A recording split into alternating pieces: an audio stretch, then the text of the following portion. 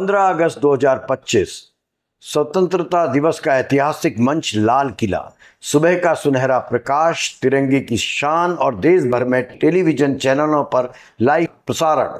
यह वो क्षण होता है जब प्रधानमंत्री से देश की जनता न केवल प्रेरणा बल्कि भविष्य की स्पष्ट दिशा की भी उम्मीद करती है। परंतु इस बार मंच पर खड़े प्रधानमंत्री नरेंद्र भाई दामोदर दास मोदी के शब्दों में ना तो जोश था, ना नई दृष्टि थी। वह दृष्टि जिसने 2014 में उन्हें नायक बना दिया था। इस बार के भाषण में वही अधिकतर पुरानी कहानियां, बार बार दोहराए गए नारों और अधूरे वादों का मिश्रण था। मेरे निगाह में एक थके हुए प्रधानमंत्री का औपचारिक भाषण। प्रधानमंत्री ने अपने भाषण की शुरुआत राष्ट्रभक्ति, संविधान, एकता, आत्मनिर्भरता और तकनीकी प्रगति जैसे ऊंचे आदर्शों से की। उन्होंने महात्मा गांधी को नमन किया, संविधान निर्माताओं को श्रद्धांजलि दी और राष्ट्रीय एकता के महत्व को रेखांकित किया। लेकिन शब्दों के पीछे छिपी वास्तविकता बार बार मुझ सरीखे श्रोताओं के मन में सवाल खड़ी करती रही।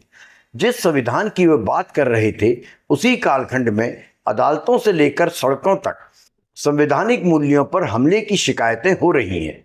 जिस एकता की वो दुहाई दे रहे थे, उसी दौरान उनके और उनकी पार्टी के नेताओं के भाषणों में विभाजनकारी संकेत अक्सर सुर्खियों में रहे हैं।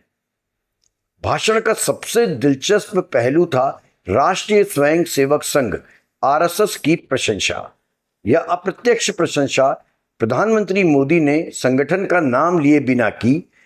उसके सांस्कृतिक राष्ट्रवाद, अनुशासन और संगठन कौशल की तारीफ यह कहते हुए की कि राष्ट्र की आत्मा तभी मजबूत होती है जब समाज अपने सांस्कृतिक मूल्यों को जिए। उनके इस इशारे को राजनीतिक विश्लेषण संघ के लिए संदेश मान रहे हैं, एक तरह से आभार प्रकट करना और साथ ही अपने राजनीतिक आधार को मजबूत रखना। लेकिन यह भी सच है कि प्रधानमंत्री ने जिन मूल्यों की चर्चा की, उन्हीं मूल्यों के नाम पर पिछले वर्षों में धार्मिक ध्रुवीकरण, अल्पसंख्यकों पर हमले और सामाजिक तनाव के उदाहरण भी मौजूद हैं।